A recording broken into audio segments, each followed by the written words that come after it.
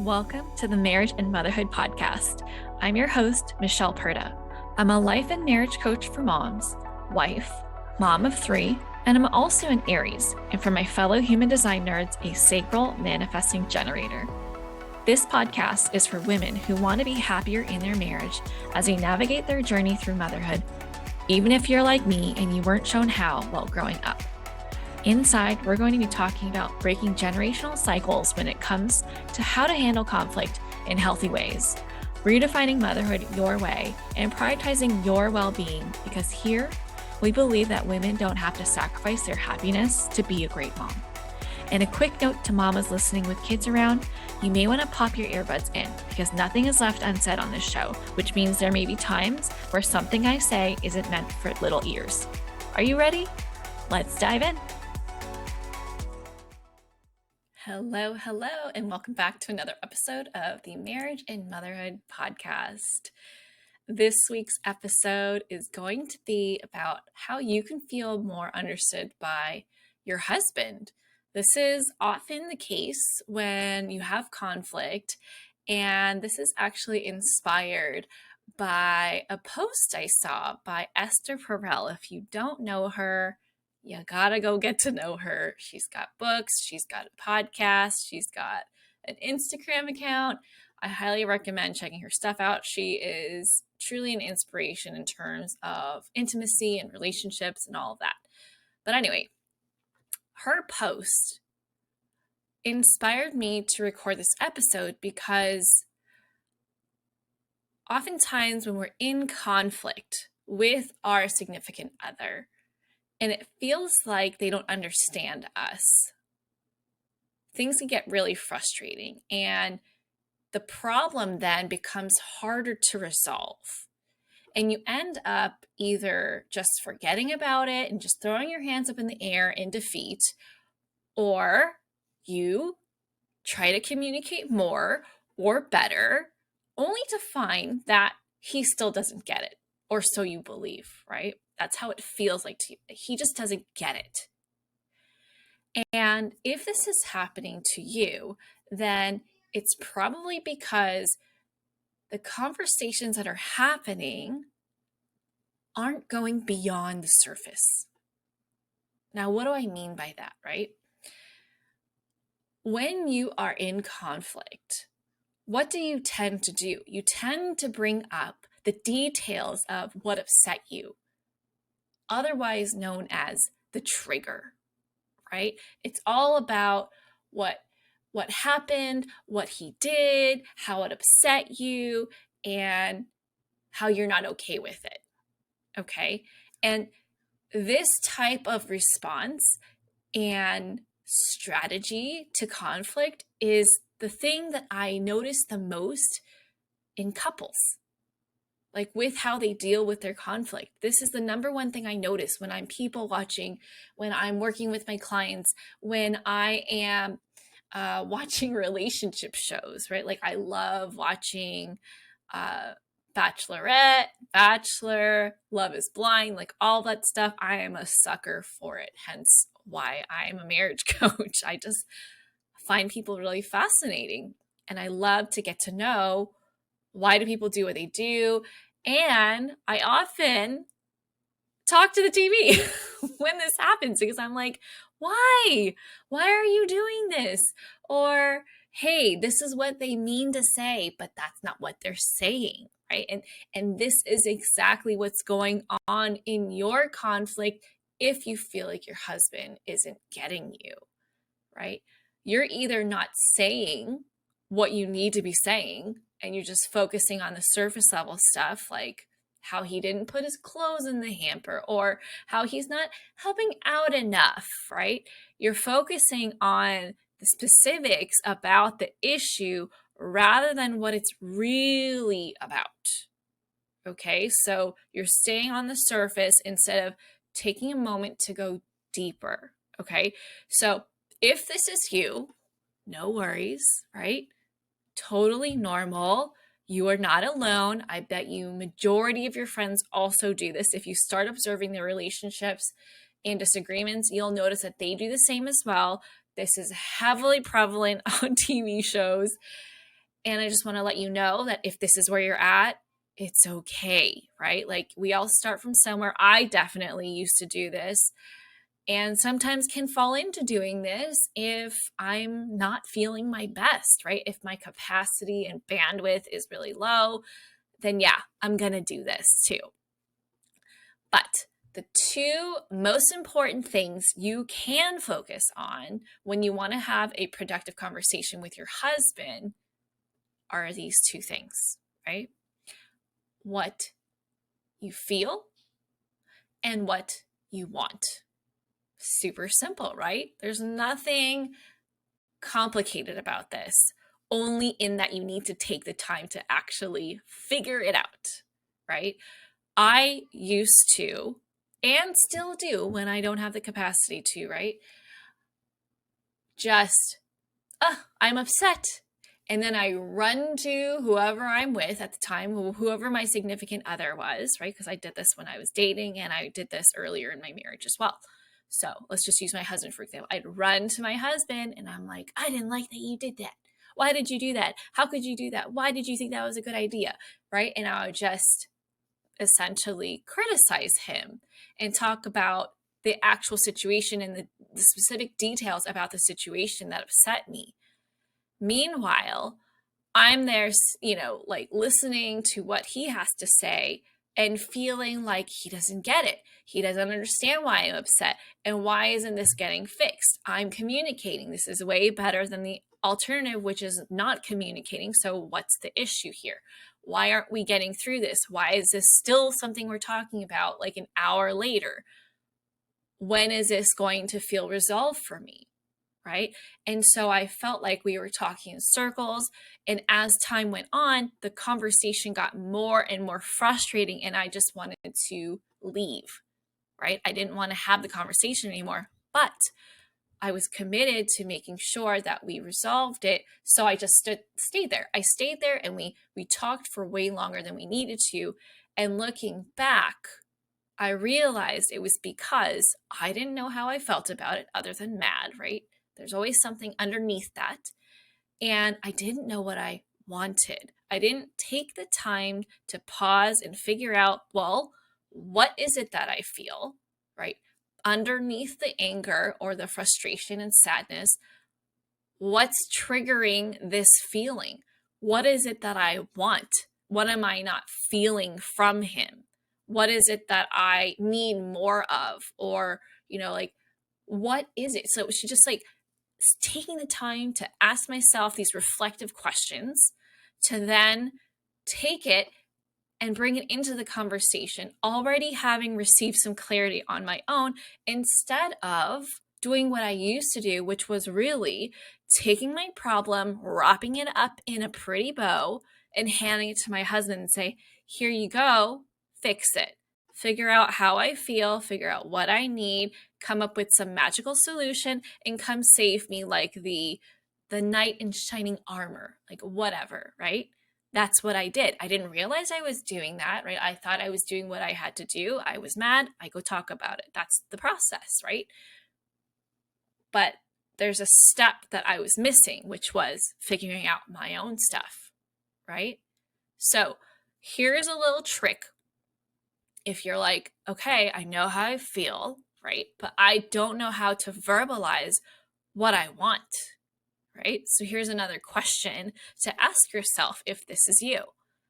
If you could rewrite how things happened, how things played out, how would you have liked it to go to prevent all of this mess, this whole blow up from happening, right? If you could write the script on how he would have handled something, how he would have responded or reacted or supported you, what would he have done differently? Okay.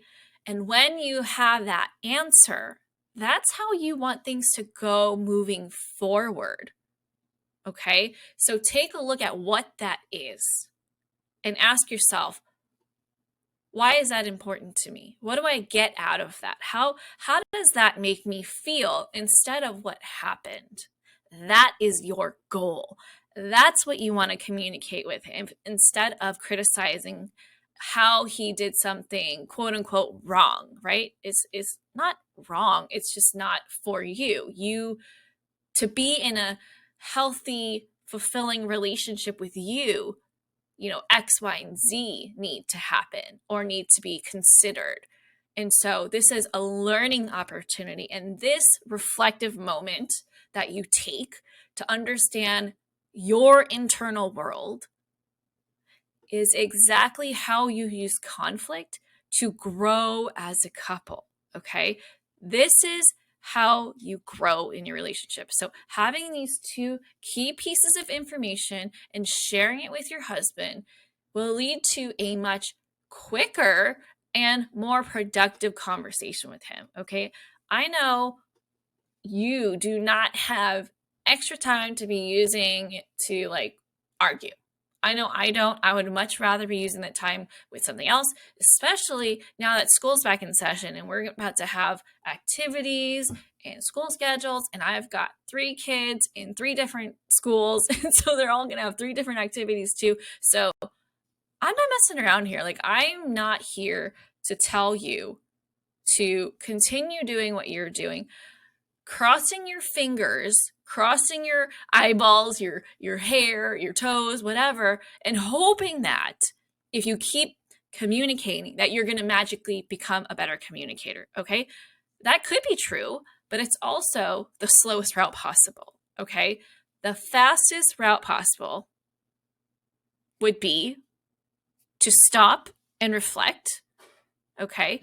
And even faster would be to actually work with someone like me, work with a professional, a marriage coach, so that you can be shown exactly what blinders you have on, what assumptions you're making, what you're not allowing yourself to actually understand about yourself and own about yourself, about your needs, without all those beliefs that you have acquired through your upbringing, right? For me, it was don't depend on a man, be independent, right? And so I struggled with receiving. I struggled with allowing men to compliment me. I struggled with allowing men to help me because I grew up believing that that was not something I should be doing. That meant that I was incapable of doing it myself, or that I was needy, or that I was not independent and assertive.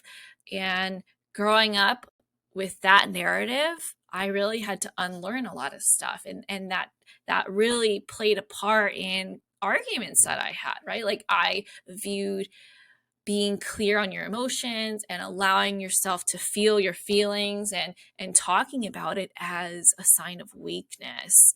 So allow yourself to figure out these 2 key pieces of information, right? How you feel and also what you want.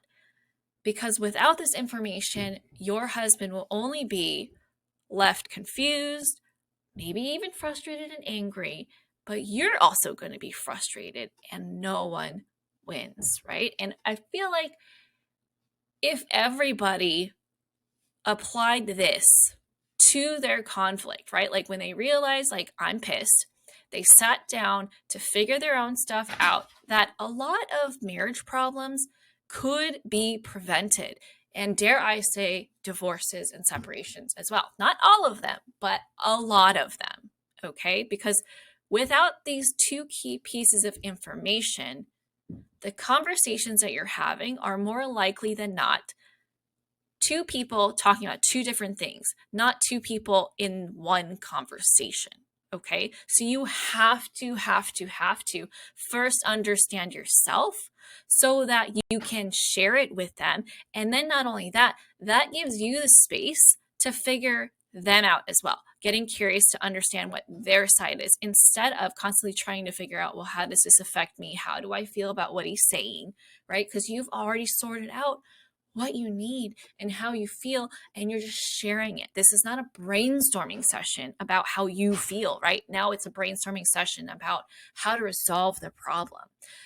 And when you focus on the specifics of the situation, right? Let's say you continue doing things how you're doing them right now, talking about the laundry, talking about the dishes, talking about not going on dates, whatever, all you're doing is teaching him how to handle situations that are exactly the same as the issue that is being discussed. Okay? When really the issue is that it's a recurring feeling that you're experiencing, which is why you've gotten to that point where you're like, I cannot handle this anymore. I cannot take any more of this, right? And so you want to dig deep into what that feeling is that you want to resolve, not the actual issue, okay? Because you're talking about, oh, I'm going to focus on this, like, I don't know, this like rotten apple, when really you should be addressing what's going on with the tree, okay? I hope that analogy works for you guys, but you have to take a step back and consider, how does this play into everything? Is there a reason why this particular situation is really upsetting me? Like, why is this triggering me more than normal, right? And here are some, let's see, 1, 2, 3, 4, 5 specific feelings that you actually might be looking for when you get upset that are layers deep. So, number 1 is, maybe you want to feel more respected, okay? So when you're thinking about, oh, you didn't put the laundry away or whatever, maybe the narrative is, when he does that, I feel like he thinks I'm his maid, okay? So then you got to go a layer deeper. Well, how does that make me feel when I feel like he thinks that I'm the maid, right? Oh, I feel disrespected as his wife. I don't feel like he's being a partner. I feel like he's taking me for granted. So you have to ask yourself these questions to go deeper and deeper and deeper. And that's how you'll have the real conversations that are filled with awareness, filled with vulnerability, so that you can actually get somewhere. Okay, so that's number 1. Number 2 is desired. Okay, to feel like he wants you. Number 3 is supported, like he's there for you emotionally, as a partner. And the next one is appreciated, right? Everybody loves to feel appreciated for what we do, for what we bring to the table, for who we are. And then related to that is the last one, which is accepted. We want to feel like we're chosen, like how we are is who we are loved for, and that we are welcomed into their world, not just in parallel, but we are able to be a part of their life more than other people. So if you are struggling to feel understood by your partner, by your husband, I hope this episode helped you out. This is part 1 of who knows, because there are so many different ways that you can help yourself feel more understood. But this is definitely the most important aspect that you can work on.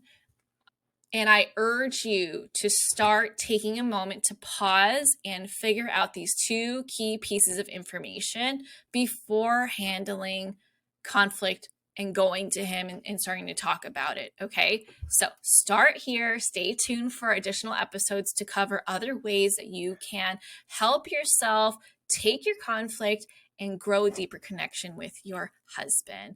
I hope you have an amazing day, and I'll catch you next time. Bye. And that's it for this episode. Thank you so much for listening to the Marriage and Motherhood Podcast. I hope that this episode helps you deepen your relationship with your husband, and more importantly, with yourself. If you enjoyed this episode, please take a second to rate and review it. Each review helps us to help more moms just like you have a more fulfilling life and marriage, because we all deserve to have that and so much more. If you want to help spread the word, take a screenshot and share this episode on your IG stories and tag me at Michelle Perda Coaching. And if you'd like to request a specific topic for a future episode, put your request in by sending me a DM. See you back here next week. Bye.